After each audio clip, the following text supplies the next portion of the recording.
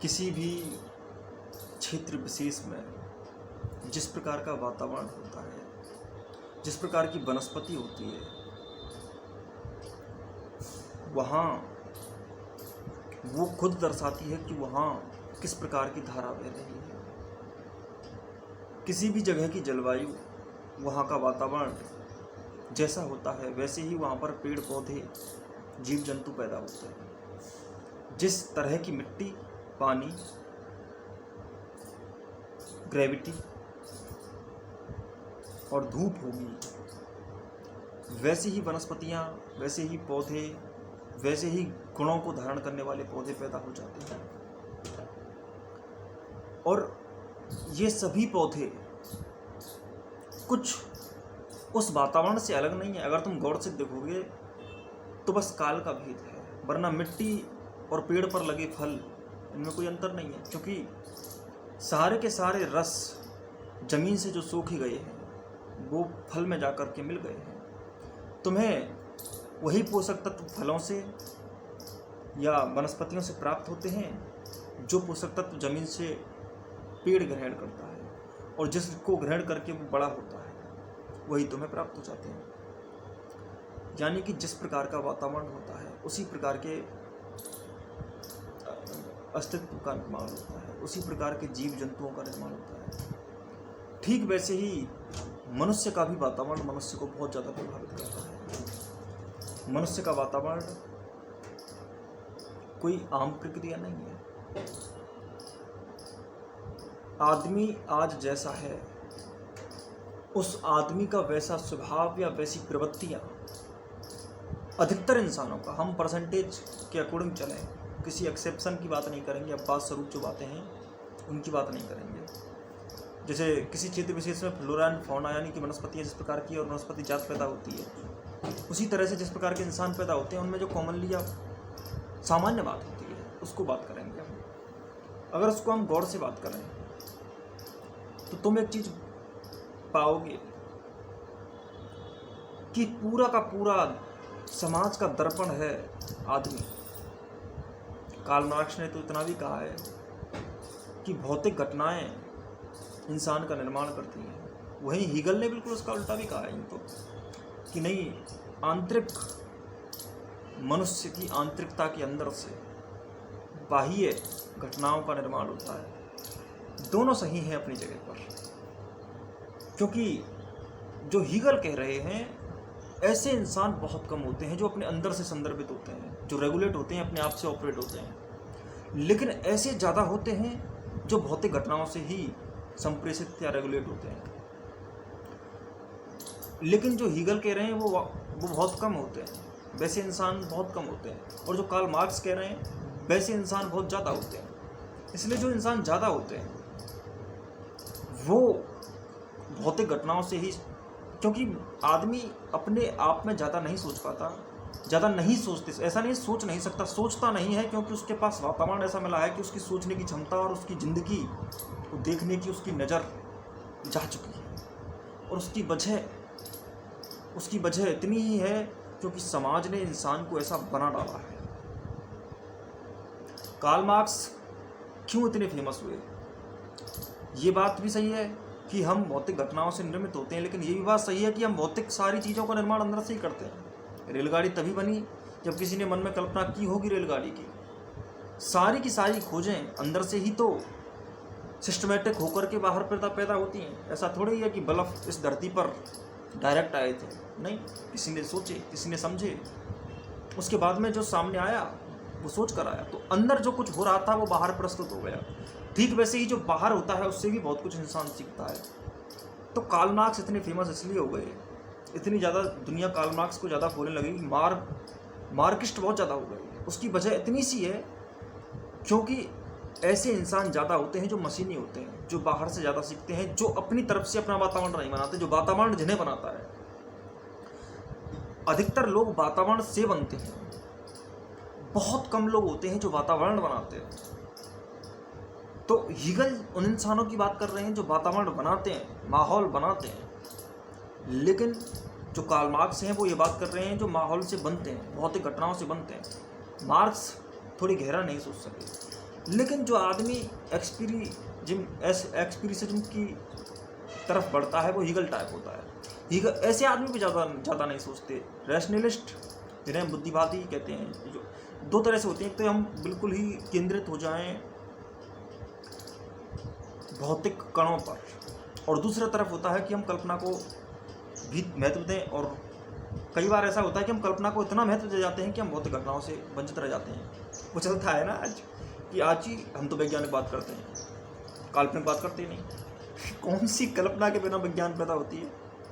कौन सा सिद्धांत, एक सिद्धांत से अगर तुम दूसरे सिद्धांत पर जाओगे, अगर एक सिद्धांत से दूसरे सिद्धांत का निर्माण भी होता है तो वो भी तो कल्पना से ही होता है। दुनिया में अनुभव की वजह से विज्ञान पैदा होती है और विज्ञान की वजह से अनुभव पैदा होते हैं। ऑब्जर्वेशन से प्रयोग की वजह मिलती है जिससे निष्कर्ष निकलते हैं। कुछ निष्कर्ष निकलते हैं जिनसे ऑब्जर्वेशन होता है, उसके बाद में फिर से वही प्रक्रिया शुरू हो जाती है कि निष्कर्ष पर ऑब्जर्वेशन मान लिया जाता है। निष्कर्ष और ऑब्जर्वेशन ये जो सामान्य प्रक्रियाएं चलती हैं, ये विज्ञान और अनुभव एक साथ चलते हैं। और जो लोग इन्हें तोड़ कर देखते हैं वो सबसे बड़े मूर्ख हैं। जीवन के अधूरेपन को पी जाते हैं, वो सिकुड़ जाते हैं। वहाँ पर वो सिकुड़ते इसलिए हैं क्योंकि वो जिंदगी को समग्रता से ना देखकर कुछ ही आयामों में अपने आप को बांध डालते हैं, जो कि उनका सिकुड़ाव है, जिससे अधूरापन पैदा होता है। और ये लोग अधूरे होते हैं, दोनों ही प्रकार के लोग, चाहे जो बुद्धिवादी हों चाहे वो अनुभववादी हों। चाहे तुम स्पिनोजा, देकार्ते और लेibniz की बात करो, चाहे तुम रूसो की बात करो, चाहे तुम अरस्तु की बात करो, चाहे तुम कपिल ऋषि की बात करो, जितने भी भौतिक सापेक्षतावादी हैं वो उतने नहीं होंगे। वहीं दूसरी तरफ तुम अनुभववादियों की बात करो कि बस आत्मा की बात की जा रहे हैं, पागल हो गए हो। आत्मा आत्मा आत्मा, इसके चक्कर में कम से कम भारत देश का तो नाश हो गया। वो इसलिए क्योंकि बस आत्मा के चक्कर में पड़ा रह गया, कोई खोज नहीं की, कहीं गया नहीं, कुछ नहीं किया, यहीं सिकुड़ा पड़ा रहा। ये दोनों साथ चलते हैं। और जिन्होंने खोजें की उन्होंने कल्पना को नहीं जाना, उन्होंने पूरे के पूरे वर्ल्ड को एक बिल्कुल कसाईयों की जगह बना दिया है, कसाई खाना बना दिया है, बूचर खाना बन गया है पूरा का पूरा संसार। विज्ञान ने जीवों को जितना तंग किया है, प्रेम का जितना ह्रास हुआ है, उतना पहले कभी नहीं हुआ। आज प्रेम है ही नहीं, प्रेम मर ही गया। जैसे जो भौतिक सिद्धियों से परिपूर्ण है वो बेचारे मानसिक कमजोरियों से ग्रस्त हैं, और जो मानसिक रूप से परिपूर्ण है वे बेचारे भौतिक रूप से ग्रस्त हैं। दोनों तरफ जाना होगा, दोनों तरफ। क्योंकि अगर तुम अधूरे रहे तो तुम जीवन की समग्रता को नहीं जान सकोगे, जीवन में नहीं कूद सकोगे, एक ऐसा इंसान नहीं पैदा कर सकोगे जो इंसान रिसर्चेबल माइंड रखता है, जिसकी प्रवृत्ति अन्वेषणात्मक होती है, जो प्रयोग करता है। यह नहीं है कि किसी ने कुछ कह दिया और मान लिया, बस इतना नहीं रुकता था। कुछ लोग ऐसे होते हैं जो दूसरों ने कह दिया उसको मानते चले जाते हैं, उनको ऑर्थोडॉक्स कहते हैं, उनको परंपरावादी। ये जो परंपरा की सड़ान है ये जाने कितने टाइम से चलती आ रही है। दूसरे ने कह दिया, खुद को रिसर्च करने की क्या जरूरत। दुनिया में सभी लोग अपने से भाग रहे हैं, रिसर्च करने से डरते हैं, सच्चाई को समझने से डरते हैं। अंडरस्टैंडिंग तो जैसे उनकी ख़त्म ही हो चुकी है, सब कुछ दूसरों से आ रहा है। अपने आप में तो वे कुछ है ही नहीं, कभी सोचा ही नहीं कुछ। ऐसे इंसान पैदा भी नहीं हुए हैं अभी, सोचना भी मत कि वो पैदा हुए हैं। उन्हें तो पता भी नहीं है उनका क्या हो रहा। पैदा इंसान तब होता है जब वो खुद को समझने लग जाए, खुद की तरफ मुड़ने लग जाए। अगर वो अपने आप को थोड़ा भी नहीं जानता है तो वो पैदा भी नहीं हुआ। इस बात को समझ लो तुम गौर से। उसको पैदा होने के लिए उसे अपने आप में आना तो होगा। जब वो अपने आप में है नहीं तुम्हें कैसे, तो वो है भी कहाँ, है ही नहीं। काश इंसान पैदा हो जाता। दरअसल भारतीय ऋषि मुनियों ने तो इतना कहा है कि जब इंसान स्वयं को समझता है ना तो वो दूसरा आदमी बन जाता है। उसको द्विज कहते हैं, दूसरा आदमी। इसका अर्थ तुम कुछ और मत लगा लेना कि द्विज ब्राह्मण वगैरह कहते हैं तो सारे मूर्ख होते हैं। मैं इनको कुछ नहीं, मैं तो देना। दूसरा आदमी बनने का अर्थ जिसको गौतम बुद्ध कहते थे स्रोतात्पत्ति फल को उत्पन्न होना। स्रोतात्पत्ति फल का मतलब होता है कि जो तुम्हारा मूल स्रोत है, जिससे तुम उत्पन्न हुए, उत्पत्ति तुम्हारी मूल में है, उसकी तरफ तुम अगर गमन करने लग गए तो तुम स्रोतात्पत्ति फल को उत्पन्न हुए, यानी कि तुम अपनी तरफ चलने लगे। जब तक इंसान केवल खाने पीने पर पड़ा रहेगा, विवेक उसमें नहीं होगा, होश उसमें नहीं होगा, सोच उसमें नहीं होगी, प्रयोग की क्षमता नहीं आएगी, तब तक उसको इंसान मत मानना। जैसे कुत्ते को खाना खिला दिया जाता है, कुत्ते को पता भी नहीं है कि उसको खाना मिलेगा कि नहीं मिलेगा, उसको कोई फिक्स नहीं है उसकी ज़िंदगी। ठीक वैसे ही तुम भी कुत्ते की तरह इधर उधर भागते फिर रहे हो जब तक पूरी ज़िंदगी ना हो जाए, तुम समझ ना जाओ जब तक। तो कुत्ती आदतें, यानी कि दूसरों के विश्वास खींच लिए, अपना तो कुछ है ही नहीं। और तुम कहते हो जैसे अपना नहीं है, तो मैंने ही सोचा है, वो भी दूसरों ने ही सोचवाया है। गौर से सुनना मेरी बात है, जो तुम सोच रहे हो क्या वो किसी और ने नहीं सोचा?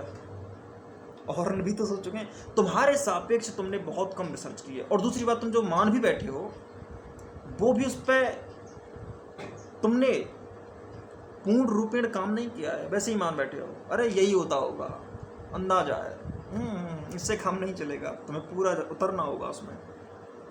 और जब तक तुम उसमें पूरे नहीं उतर जाते तब तक काम अधूरा रहेगा, तब तक तुम्हें बिल्कुल प्रत्यक्ष नहीं हो सकता जीवन का, प्रत्यक्ष नहीं हो सकता। और प्रत्यक्ष करने के लिए तो उतरना ही पड़ता है अपने आप में, हर हालत में। और हमने इंसान को एक ऐसी जकड़ दी है, एक ऐसा सिकुड़ाव दिया है, ऐसी जंजीर दी है कि उस जंजीर में बंधकर बेचारा वो कहीं जा भी नहीं सकता, कुछ कर भी नहीं सकता। जंजीर कैसी है तुम्हें पता है? तुम अगर आदमी को गौर से देखोगे तो तुम पाओगे कि वो दूसरे को दबाना चाहता है। कोई आदमी अच्छा गाता होगा या गाने के लायक अच्छा बन सकता था, वो सीख रहा होगा। हम कह देंगे यार क्या गाना हो जाना, हम उसकी संभावना को कब दबा डालते हैं पता भी नहीं चलता। हम हमेशा ये सिद्ध करने की कोशिश करते हैं कि हम दूसरे से बेटर हैं, हम दूसरे से अच्छे हैं। और इस चक्कर में क्या होता है कि दूसरा भी जो अच्छा हो सकता था वो अच्छा नहीं बन पाता। यानी कि वो जो कुछ सीख सकता था, जो उसके अंदर क्षमता मौजूद थी, जो उसमें कला मौजूद थी, नफरत के वातावरण में कोई कला नहीं पनपती। तुम्हें पता है बहुत से लोग तो तुम्हारे सामने खुल भी नहीं पाते। माँ बाप के सामने बच्चे नहीं खुल पाते पूरी तरह से, माँ बाप से ही डरते हैं। क्यों नहीं खुल पाते? क्योंकि वहाँ प्रेम का वातावरण नहीं होता। जहाँ तुम्हें पता है, तुम अपने हृदय की बात किससे कहते हो? तुम इससे कहते हो जिसके सापेक्ष तुम्हें भरोसा होता है कि ये आदमी कम से कम मेरा बुरा नहीं करेगा, और कम से कम मुझे शोषित नहीं करेगा, कम से कम मुझे लूटेगा नहीं, कम से कम मेरा मजाक नहीं बनाएगा, कम से कम मेरी निंदा नहीं करेगा, कम से कम मुझे अपमान की हालत में तो खड़ा नहीं करेगा, और मेरा भला ही करेगा।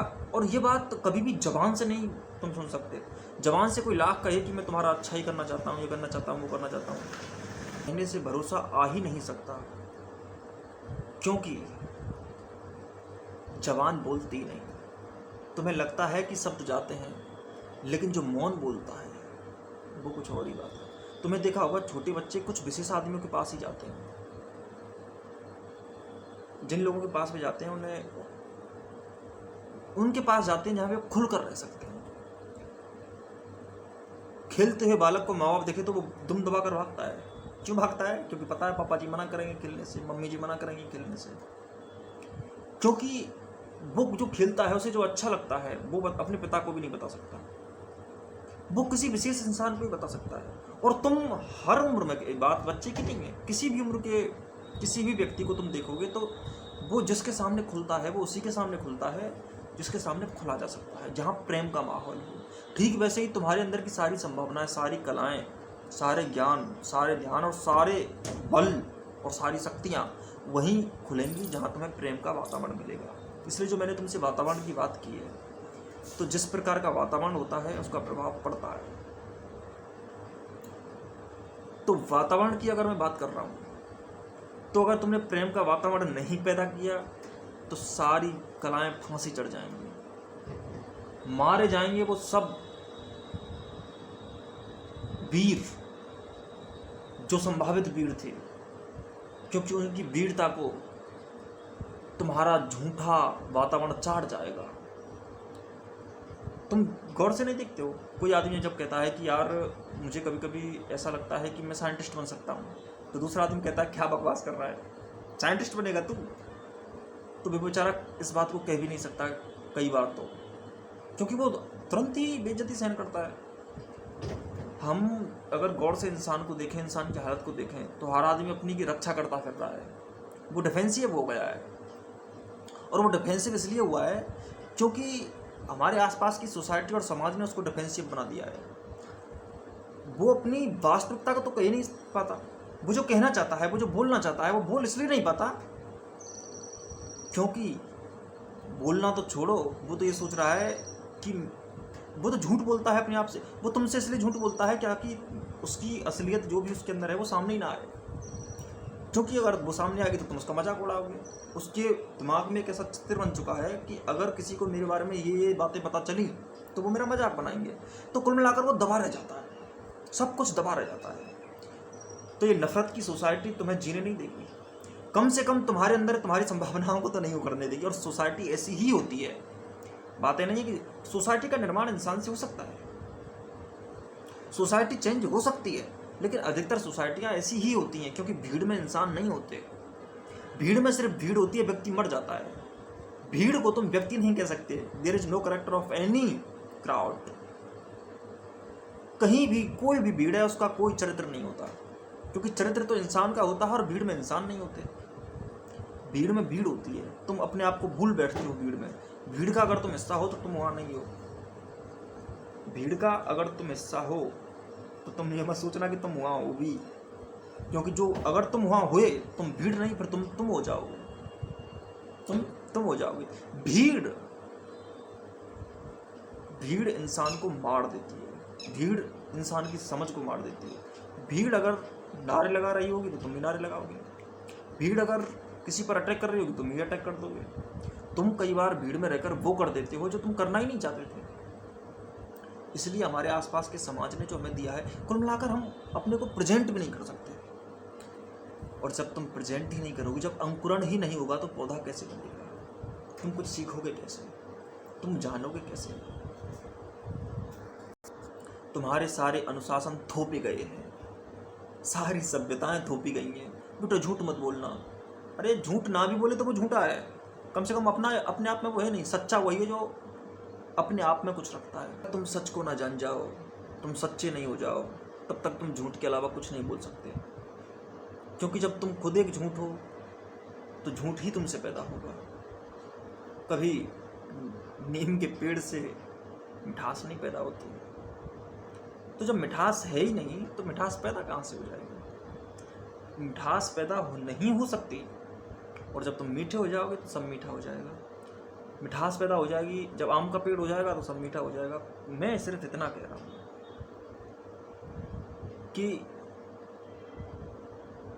सच्चे होने से पहले तुम ईमानदार हो सकते हो, पर सच्चे नहीं हो सकते। जब तक तुम सच में उतर ना जाओ, तब तक तुम सच्चाई अलग चीज़ है, ईमानदारी अलग चीज़ है। तुम्हारे अंदर कमजोरियां हैं तो तुम कमजोरियों को दूर कर सकते हो, तुम्हारे अंदर झूठ है तो तुम झूठों को दूर कर सकते हो। और ये जान सकते हो कि झूठ हैं, ये ईमानदारी की बात है। लेकिन तुम सच्चे नहीं हो गए उससे। ईमानदार हो गए लेकिन सच्चे नहीं हो गए। ईमानदारी और सच्चाई में ज़मीन और आसमान का अंतर होता है। कई बार तो सच्चे जो लोग होते हैं, बोलने से सच्चाई का कोई संबंध नहीं होता। तुम ये मत समझना कि सच बोलना होता है ना, बोलना नहीं होता, सच होना होता है। Is being, truth is being. तुम अगर सच्चे हो जाते हो तो तुम जो भी करते हो वो सच्चा ही होता है। लेकिन उस समय तुम्हारा चरित्र नहीं रहता, तुम सोच नहीं सकते उस समय। सब सच, बस सच होते हो, होना ही सच है। तो इंसान पैदा करने के लिए तुम्हें इंसानों जैसा माहौल तैयार करना होगा। इंसान होने के लिए तुम्हें अपने आप में भी आना होगा, भीड़ से बचना भी होगा और आवश्यक वातावरण बनाना होगा। ये जरूरी है। हम जिसे सोसाइटी कहते हैं, समाज कहते हैं, गुट दल कहते हैं, उसने अपने चारों तरफ एक ऐसा वातावरण तैयार किया है जिसमें व्यक्ति अपनी संभावनाओं को भूल जाता है। एक वैज्ञानिक अच्छा वैज्ञानिक बन सकता था, एक पेंटर एक अच्छा पेंटिंग कर सकता था, पेंटर बन सकता था, एक गीतकार गीत गा सकता था, परंतु समाज जिस प्रकार का है और जिस प्रकार के उसके ढंग हैं, अगर उन ढंगों में तुम ध्यान से प्रवेश करोगे तो तुम सिर्फ इतना पाओगे कि कोई कला ना जन्म जाए, ऐसा सिस्टम हमने तैयार किया है। तुम देखो, ये कोई निराशावाद नहीं है, ध्यान से सुनना मेरी बात। ये हम करना भी नहीं चाहते कि कोई अगर गीतकार बनना चाहता है तो उसके गीतकार ना बन दिया जाए। हम ऐसा नहीं चाहते। हम चाहते हैं कि अच्छे से अच्छे गीतकार पैदा हों, अच्छे से अच्छे वैज्ञानिक पैदा हों। परंतु होता क्या है कि ये अनजाने होता है, ये अनजाने होता है। अनजाने में ऐसी ऐसी प्रक्रियाएं होती हैं तुम सोच भी नहीं सकते। तुम एक बात बताओ, तुम्हारे अंदर बहुत कुछ ऐसा है, बहुत कुछ जो फैलना चाहता है, क्या तुमने उसे रोक नहीं रखा? क्या तुम्हारे ऊपर झूठे डर्रे, झूठी परंपराएं लदी नहीं है? अब तक तुम बहुत कुछ हो नहीं सकते थे। जीवन की धारा पर तुमने बांध बना दिया है। झरना नीचे गिरने वाला है आनंद से, उछाल से, परंतु उसके आगे तुमने पत्थर रख दिए हैं, क्योंकि अगर झरना बहा तो समाज क्या कहेगा? अगर मैंने कोई ऐसी बात की जो मेरी संभावना है, लेकिन उसके लिए लोगों के साथ बगावत करनी पड़ी, तो और सच्चाई ये है कि बिना बगावत, बिना क्रांति के कोई भी निखार नहीं आता है व्यक्ति में।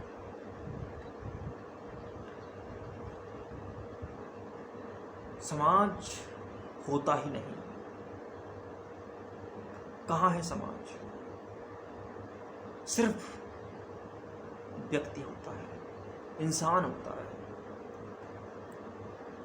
तुम कहते हो कि बहुत सारे व्यक्ति मिलकर समाज का निर्माण करते हैं, लेकिन तुम अगर गौर से देखोगे, अगर किताबों की परिभाषाओं के जाल से बाहर निकल कर देखोगे, तो तुम पाओगे कि इंसानों के गुट ही नहीं होते, और जो इंसानों के गुट होते हैं उनमें इंसान नहीं होता। या तो गुट हो सकता है या इंसान हो सकता है। इसलिए अगर तुम समाज के पास जाओगे, समाज जिसको कहोगे, जैसे मैं पहले ही कह चुका हूँ, भीड़ होती ही नहीं। भीड़ का अपना कोई वजूद नहीं होता। जितने भी स्पीकर्स हुए हैं, जब कोई स्टेज पर खड़ा होकर बोलता है ना, तो भीड़ तो वहाँ होती ही नहीं। केवल स्टेज पर जो परफॉर्मर होता है वही होता है, भीड़ नहीं होती। भीड़ कुछ करती नहीं है। अगर भीड़ एक साथ बैठकर सुन रही है और ऐसी ऐसी स्पीचें दी गई हैं जो बिल्कुल ही नीच लेवल की स्पीच हैं, लेकिन फिर भी भीड़ सुन रही थी उनको और किसी ने कभी कुछ नहीं कहा। ऐसी करोड़ों स्पीचेज दी गई हैं। अगर भीड़ कुछ होती तो बोलती ना। भीड़ को पता ही नहीं है। अब सब ताली बजा रहे हैं तो भीड़ ने भी ताली बजा दी। सब चुप हैं तो तुम भी चुप हो। कौन स्टेज पर जाए? कौन?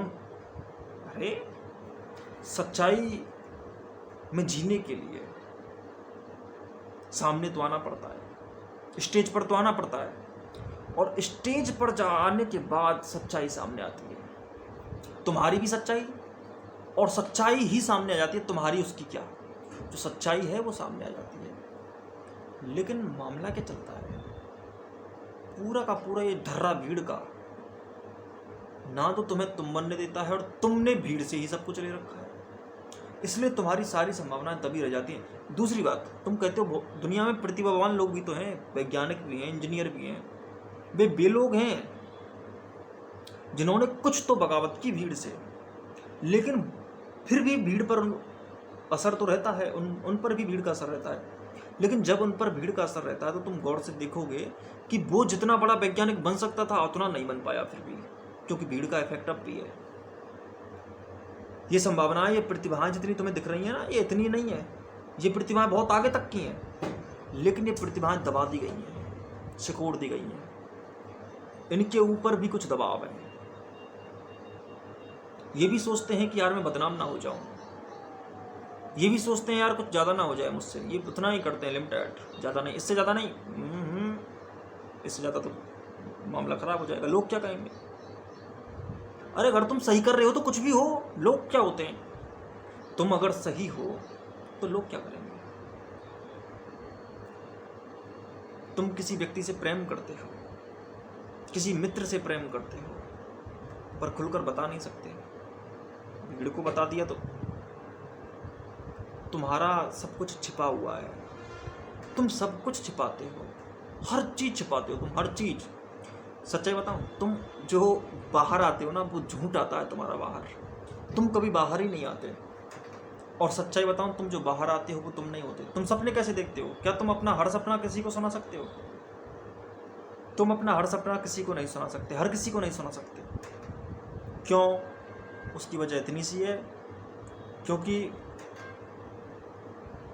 सपने जब तुम देखते हो तो तुम वो सोचते हो जो तुम करना चाहते हो,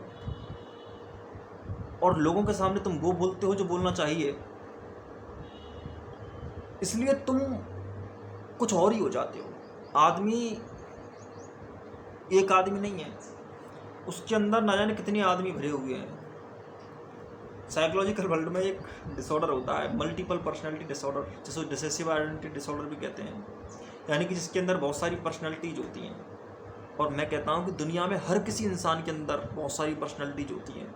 वो खुद नहीं होता, वो किसी ना किसी को फॉलो कर रहा होता है, किसी ना किसी बात को, किसी ना किसी के काम करने के ढंग को, किसी ना किसी की संभावना को, किसी ना किसी की लाइन को, किसी ना किसी के स्टेटमेंट को, किसी ना किसी के वाक्य को, किसी ना किसी की स्पीच को, कुछ ना कुछ वो फॉलो कर रहा होता है। लेकिन वो जो फॉलो करता है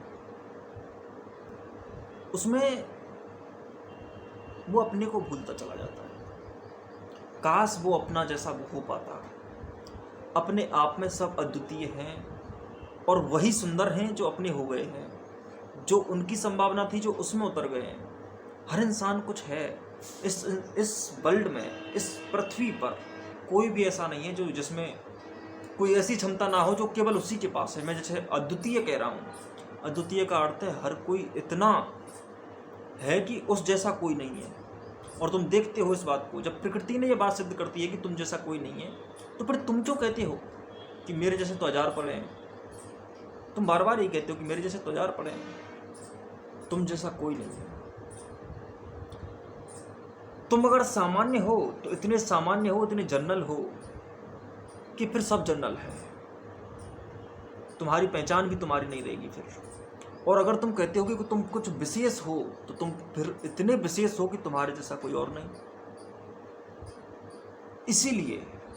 इसीलिए मैं कह रहा हूं कि तुम अपने से पहचान मत खोना, अपने को निखारना, अपनी जो संभावना है उसे देखना। और हर कोई संभावना लेकर ही पैदा होता है। हर बीज में वृक्ष है। अगर कोई बीज खराब है तो उसको शायद जमीन ठीक नहीं मिली। बीज खराब भी होते हैं, लेकिन खराब इसलिए होते हैं क्योंकि वातावरण सहन नहीं कर सकते। कोई धूप में सड़ जाता है, मर जाता है बीज। लेकिन जो बीज उगता है, उसके अलावा जितने बीज होते हैं जो नहीं उगते हैं, वो बीज भी किसी और वातावरण में उग सकते थे।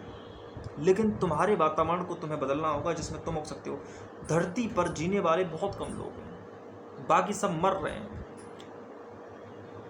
दूसरों के अनुसार चलना मौत है, अपने अनुसार चलना जिंदगी है। लेकिन इसका अर्थ ये नहीं है कि दूसरे जो कहते हैं वो सब तुम्हारे विपक्ष ही कहते हैं। अगर वो कुछ भी कहते हैं, कुछ लोग अच्छा भी कहते हैं, बुरा भी कहते हैं, गलत भी कहते हैं, सही भी कहते हैं, लेकिन जो भी कुछ सही या गलत कहता है उससे मतलब नहीं है। बस सही सही होना चाहिए। कौन कह रहा है इससे क्या मतलब? सही किसने कहा? तुमने कहा कि उसने कहा? सही जब तुम ये जान जाओ कि सही क्या है, तुमने कहा कि उसने कहा, इससे कोई मतलब नहीं।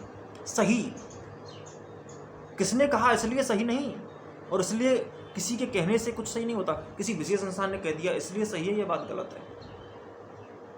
कोई भी कह दे बस इससे सही कुछ नहीं होता कि फलाने व्यक्ति ने ये बात कही है तो सही ही होगी ना। फलाने व्यक्ति ने ये बात कही है उसके लिए ठीक हो सकती है, तुम्हारे लिए ठीक नहीं हो सकती। पहली बात तो एक बात समझ लो कि तुम्हारे सापेक्ष जब तक सत्य तुम्हें ना लग जाए तब तक सत्य नहीं होता। और अगर तुम्हें अपने आप पर सके तो तुम रिसर्च करो, लेकिन तुम मान भी मत लेना रिसर्च किए बिना। अपने आप पर आना, लेकिन प्रयोगात्मक रूप से। दूसरों की बातों को तुम यकीन कर भी नहीं सकते। उसकी वजह यह है कि तुम जो यकीन करते हो वो भी ऐसा यकीन है जो थोड़ी सी देर में बदल जाएगा। तुम जो लोगों पर यकीन करते हो ना, वो झूठ है, एक बिल्कुल झूठ। जब तक यकीन ना कह दे कि यकीन है, तुम्हारा यकीन नहीं कहता है। तुम जो दूसरों पर यकीन करते हो वो बस कर लेते हो, और करें क्या यकीन के अलावा? उस समय तुम कर भी क्या सकते थे यकीन के अलावा? वो कहते हैं ना विश्वास के अलावा तुम कर भी क्या सकते हो। विश्वास उस समय नहीं हुआ, विश्वास तो होगा तभी होगा, नहीं हुआ तो वो हुआ ही नहीं। तुम लाख बार कहते रहो भले कि मुझे विश्वास है, मुझे विश्वास है, मुझे विश्वास है, नहीं, इससे कुछ नहीं होता। कहते रहो, क्या फर्क पड़ता है? कहने को तो कुछ भी कहते रहो, कहने को तो कुछ भी कहते रहो। लोग घुटन में जीते और कहते हैं हम तो बहुत अच्छे हैं। तुम किसी भी इंसान से पूछना, और भाई क्या हाल चाल है, कैसे हो, वो कहता है बहुत बढ़िया। दुनिया का सबसे बड़ा झूठ। कौन बढ़िया? बढ़िया सच में? आदमी किसी विशेष बोझ से लदा हुआ है, किसी ऐसे काम पर जा रहा है, मान के चलो किसी की ये प्रॉब्लम है कि उसको कैंसर का इलाज कराने जाना है, और वो कैंसर का इलाज करने रास्ते में जा रहा है। तुम उससे पूछो कि और भाई कैसे हो? वो कहेगा ठीक हूँ, और कैंसर है उसे। और ठीक है, क्या करने जा रहे हो? कैंसर का इलाज करने जा रहा हूँ, ठीक हूँ। धन्य हो भाई, ठीक हूँ। हम दोगले होते हैं, हर जगह दोगले, हर जगह दोगली बात करते हैं, हर जगह मूर्खता। बोले ये तो भूलना पड़ता है ना हर बार कि हम ठीक हैं, इसमें झूठ क्या हो गया?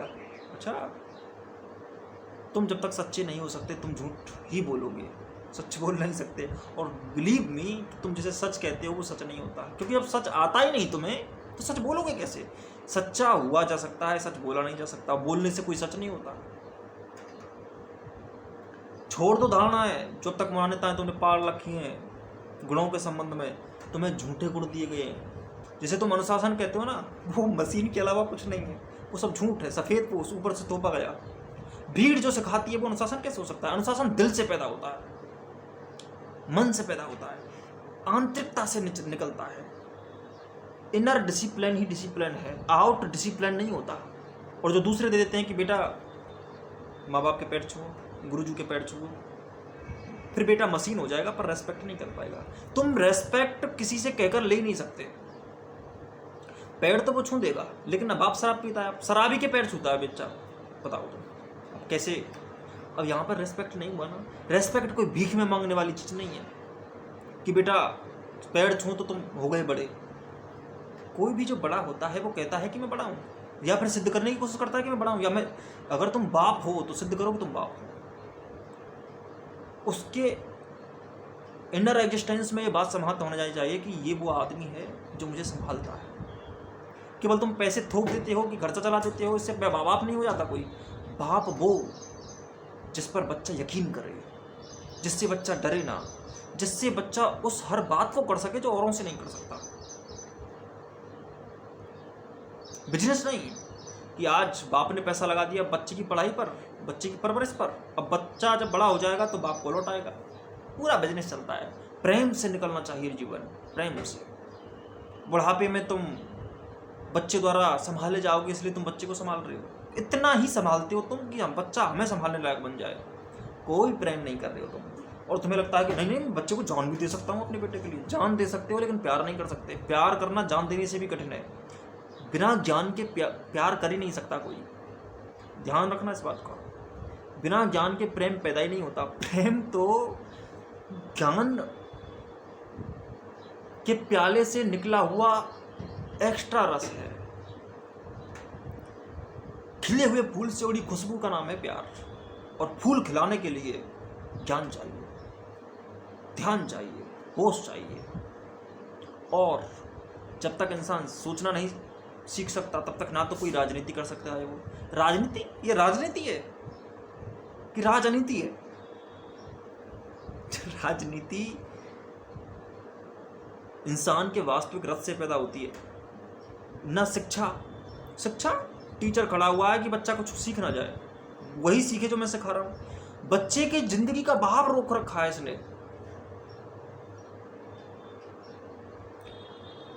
डर में कोई सीख नहीं पैदा होती।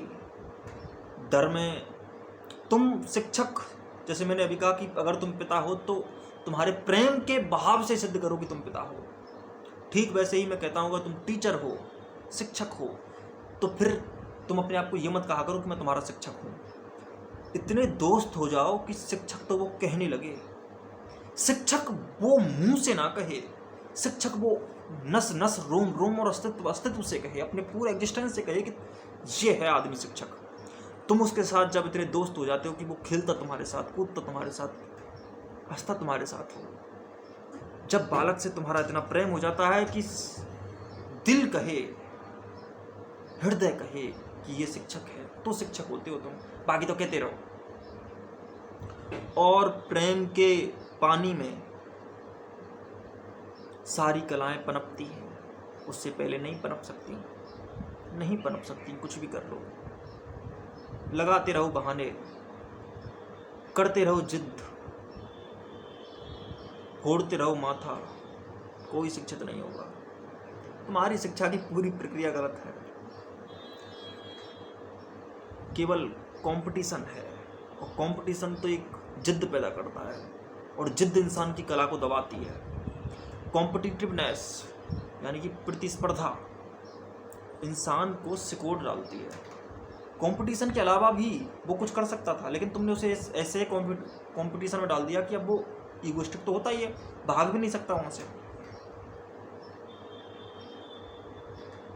कंपटीशन सारी कलाओं को खा जाती है, सारी जिंदगी का रस चूस जाती है।